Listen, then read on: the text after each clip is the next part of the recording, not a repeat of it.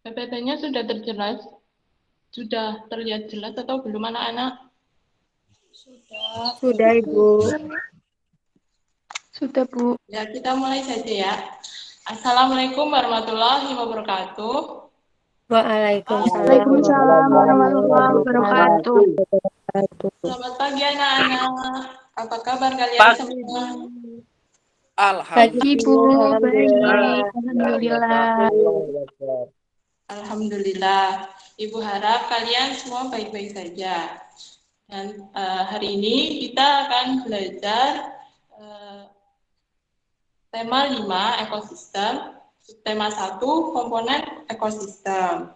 Sebelum kita belajar, kita terlebih dahulu berdoa. Coba Dek Nabila memimpin doa. Ya, Bu. Teman-teman, sebelum kita belajar, mari kita berdoa bersama-sama ya. Bismillahirrahmanirrahim. Raditu billahi wabil Islam Nabi Muhammadin Nabiyya wa Rasulah. Rabbi zidni ilma warzuqni fahma. Amin.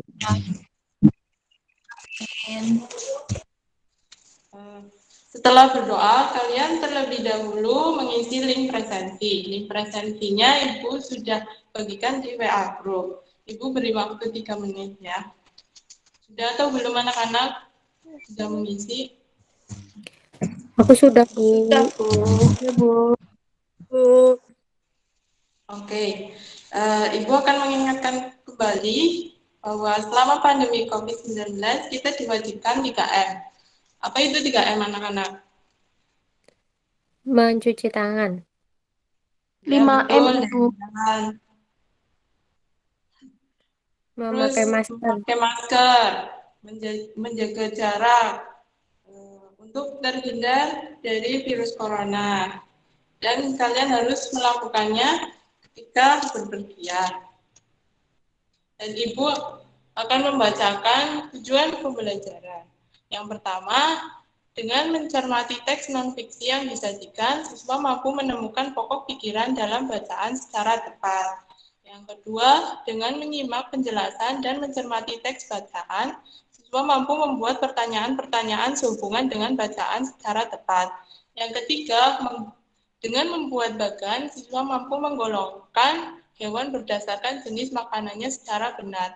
Yang keempat, dengan melakukan pengamatan dan pengumpulan informasi, siswa mampu membuat teks non-fiksi tentang penggolongan hewan berdasarkan jenis makanannya secara benar. Jadi, pada teks di atas itu terdapat pikiran utama dan informasi penting, dan di situ ada informasi, ada pikiran utama, dan di paragraf 1 pikiran utamanya yaitu semua makhluk hidup memerlukan lingkungan tertentu untuk memenuhi kebutuhannya. Informasi pentingnya yaitu sebuah lingkungan terdiri atas bagian yang hidup, biotik. Contoh bagian yang hidup yaitu seperti hewan, tumbuhan, dan lain sebagainya. Dan bagian tak hidup, abiotik. Contoh abiotik yaitu angin, air, terus tanah, batu, dan sebagainya. Yang kedua, cahaya matahari dapat menghangatkan udara, air, dan tanah agar mencapai suhu yang sesuai kebutuhan hidup makhluk hidup. Informasi pentingnya yaitu cahaya matahari juga membantu tumbuhan membuat makanan. Ya, namanya itu fotosintesis. Jadi, makanan itu diproduksi melalui daun. Dan air di dalam tanah akan dimanfaatkan oleh tumbuhan yang hidup di atasnya dan makhluk hidup kecil lainnya yang hidup di dalam tanah. Makhluk hidup kecil yang hidup di dalam tanah, contohnya cacing, bakteri, dan pengurai, dan lain sebagainya. Yang ketiga, bagian hidup dan tak hidup di sebuah lingkungan saling berinteraksi dan saling bergantung satu sama lain. Interaksi antara makhluk hidup dan benda-benda tak hidup di sebuah lingkungan disebut ekosistem. Ekosistem tersusun atas individu, populasi, dan komunitas. Dan individu yang pikiran utama paragraf keempat yaitu individu adalah makhluk hidup tunggal. Dan informasi pentingnya adalah populasi adalah kumpulan individu sejenis yang menempati suatu daerah tertentu, dan komunitas adalah populasi makhluk hidup di suatu daerah tertentu. Setelah kamu membaca teks bacaan di atas, setelah beberapa pertanyaan berdasarkan teks bacaan dan juga pertanyaan yang berhubungan dengan teks bacaan. Dan di sini Ibu ada pertanyaan, 4 pertanyaan. Coba yang pertama, apa yang sangat disukai para tupai? Coba Nabila, jawabannya apa? Jadi yang ada di teks. Biji apa ya, Bu? Ya, biji kenari. Yang nomor 2, siapa yang menjadi makanan bagi kucing? Coba Dek Umi jawab. Tikus. Ya, betul. Yang nomor 3, mengapa biji padi menjadi incaran burung pipit? Coba Rizput jawab. Nomor 3 ya, Bu.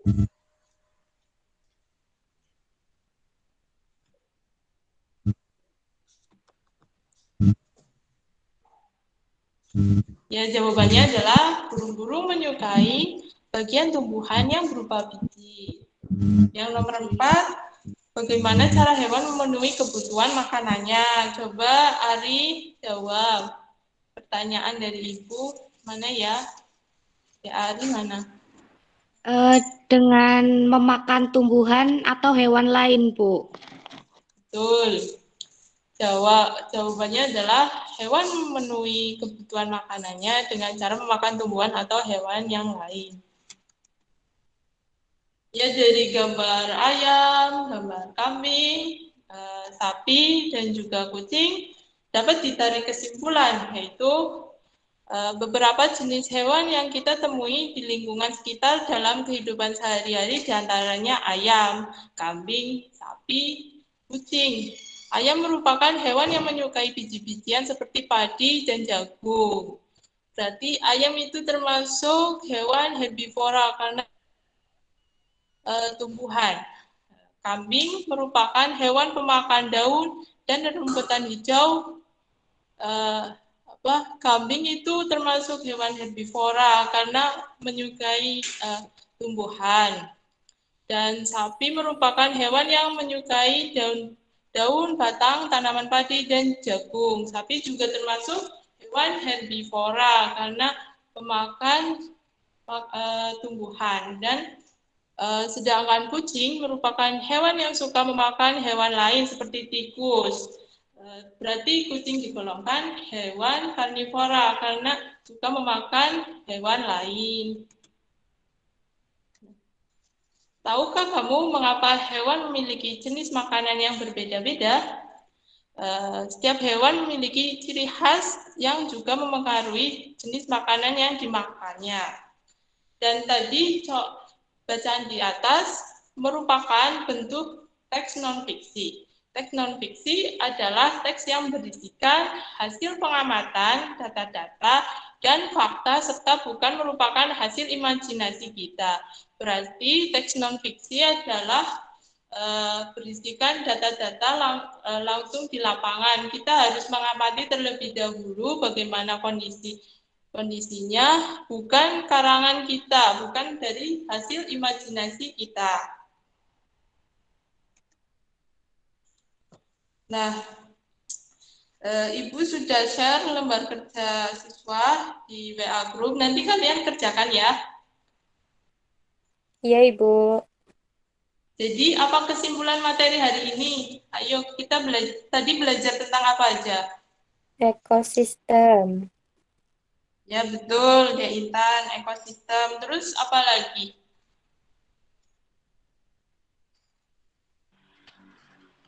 Ya, jadi tadi kita telah belajar tentang ekosistem yang pertama.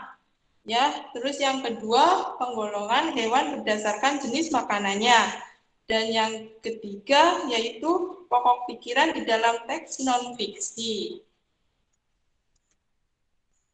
Jadi Ibu akan mengingatkan kembali bahwa walaupun di dalam keadaan pandemi, kalian harus rajin belajar karena sebagai generasi penerus bangsa, kalian harus membuat negara Indonesia maju dan juga kalian harus bisa mencapai cita-cita kalian. Sekian dari Ibu. Apabila Ibu banyak kesalahan, Ibu mohon maaf sebesar-besarnya. Wassalamualaikum warahmatullahi wabarakatuh.